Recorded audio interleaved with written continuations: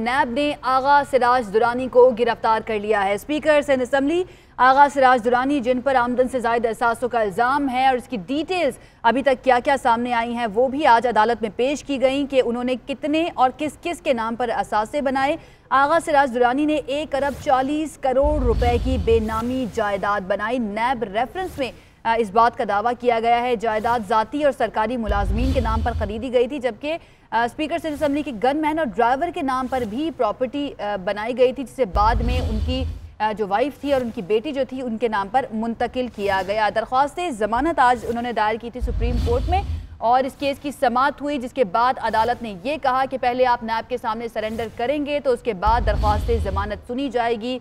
अब देखना ये है कि ये दरख्वास्त ज़मानत कब सुनी जाती है, क्योंकि अब नैब ने आगा सिराज दुरानी को गिरफ्तार कर लिया है। आज उन्हें रावलपिंडी हवालात में ही रखा जाएगा और कल राहदारी रिमांड लेने के बाद उन्हें सिंध मुंतकिल किया जाएगा। जी हाँ, आज स्पीकर सिंध असेंबली आगा सिराज दुरानी सुप्रीम कोर्ट में पेश हुए, जहां पर समाअत के बाद उनको बड़ा झटका उस वक्त लगा जब सुप्रीम कोर्ट ने नैब के सामने सरेंडर करने का उन्हें हुक्म दिया और ये बताया गया उन्हें कि पहले गिरफ्तारी दें, फिर दरख्वास्त ज़मानत सुनी जाएगी।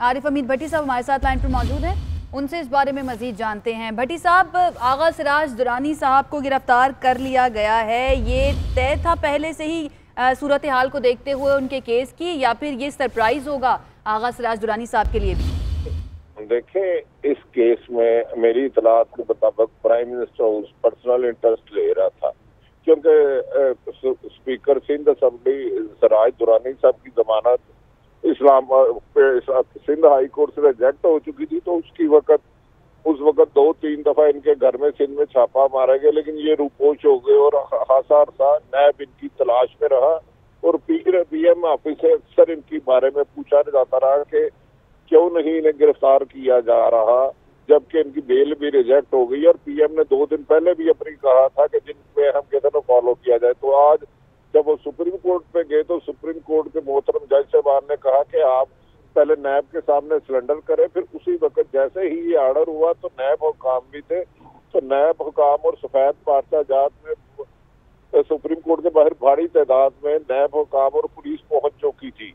इस दौरान काफी देर आगा सिराज दुरानी साहब सुप्रीम कोर्ट में रहे और कहा रिटर्न आर्डर जैसे ही ये लिया तो इन्हें गिरफ्तार कर लिया गया। कहा जा रहा है इनकी मॉनिटरिंग अब वज़ीर आज़म के एक मामले खुसूसी है, इनकी गिरफ्तारी और इनके दिशा कफा पर तो खुद नजर रखे हुए और नैब इनसे तफ्तीश करेगा और वज़ीर आज़म को नमा बनमा तमाम हालात से आगाह किया जाएगा। सही। अच्छा भट्टी साहब, पिछले कुछ अरसे से हम देख रहे थे कि क्योंकि हुकूमत जो है वो गवर्नेंस के मामलात में इस तरह से उलझी हुई थी, तो एहतसाब के बयानिए से थोड़ी सी हटती हुई हमें नजर आती थी, लेकिन अब पिछले 1-2 दिन से हम देख रहे हैं वज़ीर आज़म ने भी कहा कि करप्शन के खिलाफ जो हमने बात करनी है या काम करना है उसको हम कभी भी नहीं रोकेंगे, एहतसाब के खिलाफ जो हमारा काम है उसको हम कभी भी नहीं रोकेंगे। ये एहतसाब के बयानी में दोबारा से जान डालने की कोशिश तो नहीं की जा रही है? देखिए, एहतसाब का बयानिया अमलन फेल हो चुका था, तब इस वक्त तक कोई भी पॉलिटिशियन इस वक्त गिरफ्तार नहीं है, सब रिहा है। तो वजीर आजम साहब ने जब ये इतलात आई कि शायद 3 महीने में इलेक्शन हो सकते हैं, कोई बड़ी तब्दीली हो सकती है, तो वजीर आजम ने अपनी कोर कमेटी में मीटिंग कहा कि एहतसाब का बयानिया हमारा पिट गया, हम किसी से भी पैसा रिकवर नहीं कर सके, महंगाई है, तो लिहाजा एहतसाब के सिलसिले में उन्होंने अपनी कबीना के लोगों को कहा आप अपोजिशन की करप्शन के बारे में लोगों को आगाह करें कि ये इतना पैसा लूटा निजाम की वजह से नहीं हुआ। तो जिस वजह से आगा सिराज दुरानी की गिरफ्तारी को खास मॉनिटर किया गया और कहा जा रहा है कि अब मजीद गिरफ्तारियां भी मुतवक्को हैं अगर आगा सिराज दुरानी साबिक सदर आसफ अली जरदारी के ना सिर्फ सिंध असम्बली के स्पीकर हैं बल्कि बहुत करीबी तरीन साथी कहलाए जाते हैं। ठीक है भट्टी साहब, ये बताइएगा कि अभी हम देख रहे हैं जिस तरीके से आयशा ने भी बताया कि एहतसाब के बयानिए में जान डालने की कोशिश की जा रही है, जो कि आप कह रहे हैं कि ये मामला नहीं है, लेकिन अब देखें अगर इस तरह की गिरफ्तारियां होती हैं और आप जैसे कि बता रहे हैं कि आगे भी जाके गिरफ्तारियां होंगी, इन सब से डिस्ट्रैक्ट नहीं किया जा सकता आवाम को? जिस तरह के इस वक्त मुआशी हालात हैं, कल पूरी मार्केट क्रैश कर गई और अब हम देख रहे हैं मजीद टैक्सेस भी लगने जा रहे हैं, हुकूमत को कुछ मजबूत बयानिया पकड़ना पड़ेगा। देखिए, आपका ये सवाल बिल्कुल बेहतर है। दरअसल महंगाई, बेरोजगारी और करप्शन की वजह से वज़ीर आज़म इमरान खान का नैरेटिव को बहुत नुकसान हो रहा था। बल्दियाती इलेक्शन से वो अवॉइड कर रहे थे, वो जो भी रिपोर्ट ले रहे थे कह रहे थे कि महंगाई की वजह से PTI का वर्कर क्या, आवाम भी रो रही है तो इलेक्शन में जाना मुश्किल है। अब मेरा ख्याल है उनकी ये स्ट्रेटेजी होगी दोबारा एहतसाब के बयानियों को हवा दे, लेकिन शायद महंगाई जैसे इशू से ही अपनी जान नहीं छुड़ा सकते। और बलदियाती इलेक्शन में इसका इन्हें खतरा है कि इसका बहुत ज्यादा रिएक्शन आएगा अवाम में से, क्योंकि महंगाई पर काबू नहीं कर सके, गुड गवर्नर दे नहीं सके, तो खाली बयानिए से रिकवरी भी कोई नहीं है। तो अगर वो ये समझते हैं कि अपोजिशन के कुछ लोगों को गिरफ्तार करके वो अवाम का नैरेटिव में मजबूत हो जाएगा, तो मेरा ख्याल है उसे बादियुल नजर में मुझे वो नैरेटिव मजबूत होता नजर नहीं आता। भट्टी साहब, आप समझते हैं कि इस गिरफ्तारी के बाद अब अपोजिशन भी कोई रद्द अमल देगी, उनकी तरफ से भी मजीद पुरजोश तरीके से अब इस बात को उठाया जाएगा, और हुकूमत के खिलाफ जिस तरीके से वो एहतजाज का प्लान कर रहे हैं इस पर मजीद अब जोर पकड़ेगी ये तहरीक?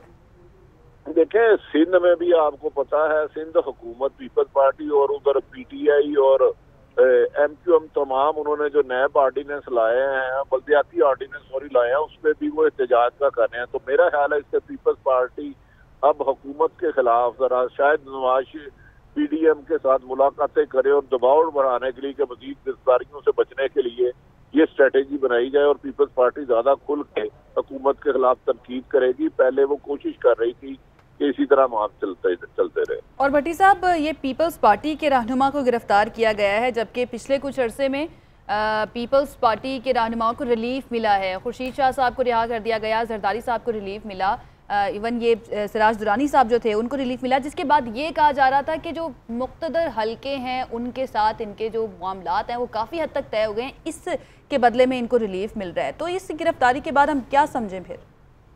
नहीं, देखें, ये तो बात सच है, मुक़्तदर हल्कों की वजह से ही शहबाज शरीफ, नवाज, जरदारी साहब पर अरबों रुपए बेनामी के अकाउंट से उनमें से आधे पैसे वापस आ गए और जरदारी साहब का नाम भी नहीं है। इस केस में भी वो मुक़्तदर हल्कों की हिमायत थी पीपल्स पार्टी को, लेकिन अब ये सुप्रीम कोर्ट के मोहतरम जज साहबान ने जब बेल रिजेक्ट की हो तो फिर हुकूमत उस पर या अपोजिशन कुछ भी नहीं कर सकती। तो इनकी आज गिरफ्तारी तो यकीनी थी। लेकिन आप ये भी बता रहे हैं ना भट्टी साहब कि इमरान खान साहब वजीर आजम खुद बड़ा इंटरेस्ट ले रहे हैं इस केस के अंदर।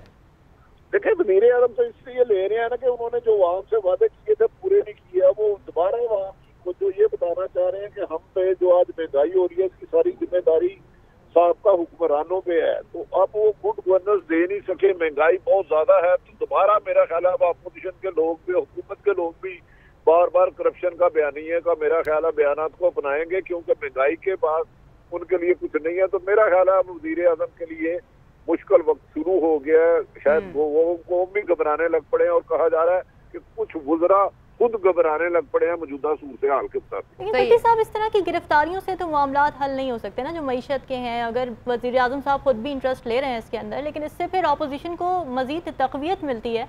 इस तरह की गिरफ्तारियां अगर मजीद भी होती हैं आगे, तो हम देखेंगे कि हुकूमत के खिलाफ बहुत पुरजोर तरीके से तहरीक निकलेगी। देखिए, मैं यही समझ रहा हूँ कि वज़ीर आज़म ये गलती कर रहे हैं, क्योंकि FIA को भी मुतरक किया जा रहा है कि आप बाज़ लोगों को, सियासी लोगों को गिरफ्तार करें, क्योंकि वज़ीर आज़म शायद ये समझते हैं कि वो महंगाई पे काबू नहीं पा सकते, ना इकॉनमी कंट्रोल हो रही है। तो इस तरह लोगों को फोकस अपोजिशन किया जाए। अब इस वक्त पीपल्स पार्टी और नून लीग में सिर्फ और सिर्फ आज राज दुरान कोई सियासी शख्सियत सब अदालतों से जमानत पर बाहर आ चुके हैं। तो मेरा ख्याल है वज़ीर आज़म महंगाई पर काबू पर जाने की बजाय गलत जगह पर ज्यादा फोकस कर रहे हैं और अपोजिशन को मुतहिद होने का मौका दे रहे हैं। बिल्कुल। और भट्टी साहब, ये आमदन से जायद असासों के केस जो हैं ये सिर्फ पीपल्स पार्टी या नून लीग या बाकी जमातों पर तो नहीं है, कुछ ऐसे वज़रा भी हैं जिन पर नाब के केसेस हैं, वज़रा हो या पाकिस्तान तहरीक इंसाफ के रहनुमा हो, तो सबके खिलाफ कार्रवाई होगी या फिर ये सिर्फ अपोजिशन को ही निशाना बनाया जाएगा? नहीं, सिर्फ अपोजिशन को निशाना बनाया जा रहा है। नैब की कार्रवाई, करप्शन की कार्रवाई टोटली वन साइडेड है। आपको याद होगा कि वजीर आजम पाकिस्तान ने खुद फरमाया था रिंग रोड में 26 अरब रुपए की करप्शन के लिए कमेटी अमली बनाई गई है, लेकिन उस वक्त के कमिश्नर को पकड़ा गया, 2 वजीर और एक एडवाइजर के नाम थे, उनके किसी के खिलाफ कोई कार्रवाई नहीं हुई। मालम जफा केस में कोई गिरफ्तारी नहीं हुई, DRT में कोई गिरफ्तारी नहीं हुई। तो मेरा ख्याल है ये वन साइडेड इंतजाम अब मेरा ख्याल है 3.5 साल बाद शायद हुकूमत के लिए कारआमद साबित ना हो, ना लोग इसको बाय करेंगे, ना ही सियासी जमातें इसको बर्दाश्त। एक और सवाल भी है भट्टी साहब कि ऑडिटर जनरल ऑफ पाकिस्तान की रिपोर्ट 40 अरब की बदउनवानी जिसके अंदर सामने आई है, उसके ऊपर कोई इंक्वायरी हो रही है या नहीं हो रही?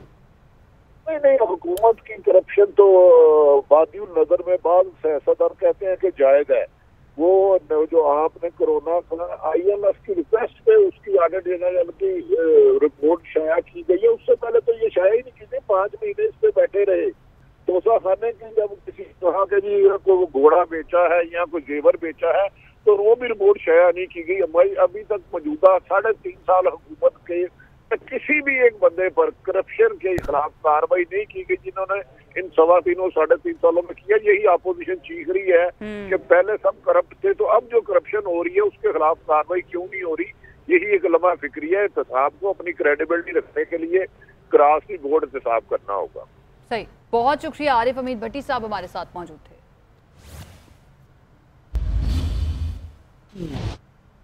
आगे बढ़ते हैं, आपको बताएं अपोजिशन लीडर शहबाज शरीफ हुकूमत के खिलाफ मुतहर्रिक अपोजिशन रहनुमाओं से राब्ते, हुकूमती इत्तेहादियों को भी एतमाद में लेने की कोशिशें। फारूक सत्तार शहबाज शरीफ से मुलाकात के लिए मॉडल टाउन पहुंच गए हैं। दोनों रहनुमाओं के दरमियान मुलाकात जारी है। मुलाकात में इलेक्शन रिफॉर्म्स, महंगाई की अबतर सूरत हाल पर तबादला ख्याल। दोनों रहनुमा हुकूमत मुखालिफ लॉन्ग मार्च पर भी बात करेंगे। अपोजिशन लीडर शहबाज शरीफ मुतहर्रिक हो गए हैं, अपोजिशन रहनुमाओं से राब्ते कर रहे हैं और हुकूमती इत्तेहादियों को भी एतमाद में लेने की कोशिश की जा रही है।